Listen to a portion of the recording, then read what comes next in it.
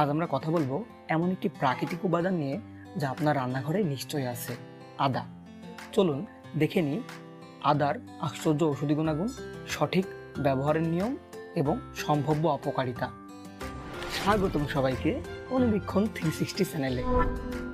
আমি আবু সাইদ পারভেজ, পাবনা বিজ্ঞান ও প্রযুক্তি বিশ্ববিদ্যালয়ের ফার্মেসি বিভাগের একজন ছাত্র। আদার ইতিহাস কিন্তু অনেক পুরানো। প্রায় 5000 বছর পূর্বে প্রাচীন চীনা ও ভারতীয় আয়ুর্বেদিক চিকিৎসায় আদা ব্যবহৃত হতো।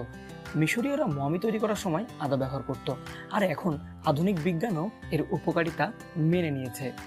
ঔষধি গুণাগুণ। আদা রয়েছে অ্যান্টিমাইক্রোবিয়াল উপাদান, যা বিভিন্ন জীবাণু ও ব্যাকটেরিয়া ধ্বংস করতে সাহায্য করে। আপনার কি খাবার পরেই পেটে গ্যাস হয়?